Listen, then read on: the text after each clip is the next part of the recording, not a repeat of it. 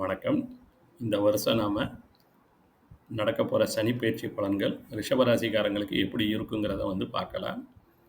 பிறக்கும்போது நம்மளுடைய ஜாதகத்தில சந்திரனோ அல்லது சூரியனோ ரிஷபராசியில இருந்தா, இப்ப நாம பார்க்க போற பலன்கள் பொருந்தும்.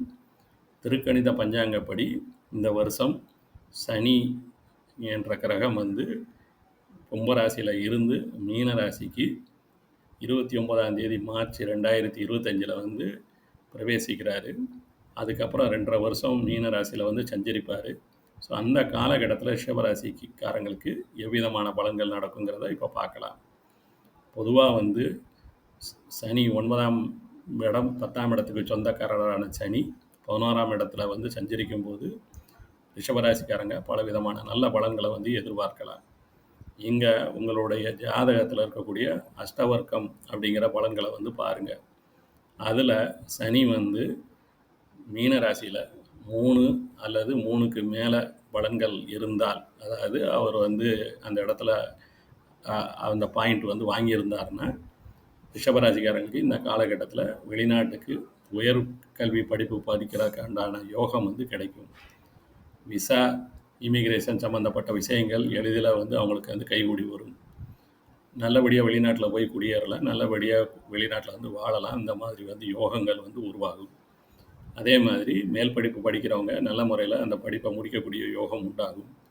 தொழிலில் இருக்கிறவங்களுக்கு நல்ல ஸ்திரத்தன்மையான சூழ்நிலைகள் உண்டாகும். தொழில் திருப்திகரமாக அமையும்.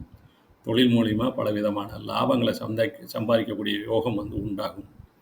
அதே மாதிரி இவங்களுக்கு எடுத்த காரியத்தை நல்ல முறையில் முடிக்கிறதுக்கு ஒரு யோகம் உண்டாகும்.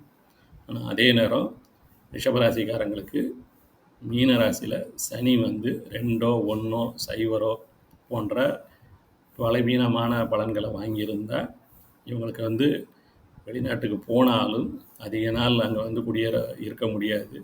ஏதாவது ஒரு காலகட்டத்தில் திரும்பி வரக்கூடிய ஒரு சூழ்நிலைகள் உண்டாகலாம். இல்லை அடிக்கடி வெளிநாடு போகக்கூடிய சூழ்நிலைகள் உருவாகலாம். இல்லது இவங்களுக்கு விசா, இமிக்ரேஷன் போன்றவைகளுக்கு சற்று தாமதம் அடையலாம். அதே மாதிரி இவங்களுக்கு தொழிலில் ஸ்திரத்தன்மை இல்லாமல் இருக்கும். எடுத்த காரியத்தை முடிக்க முடியாமல் போகக்கூடிய சூழ்நிலைகள் உண்டாகும். ஆனாலும் இவங்களுக்கு பிரச்சனைகள், சிக்கல்கள் எதுவும் உருவாகாது.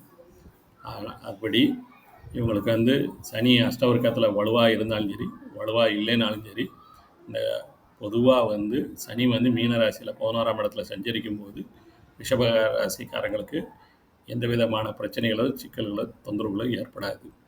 அதனால் பொதுவாக இந்த 2½ வருஷம் வரக்கூடிய 2½ வருஷம் சனி மீனராசியில் சஞ்சரிக்கும் போது பலவிதமான நல்ல பலன்களை ரிஷபராசிக்காரங்கள் எதிர்பார்க்கலாம்.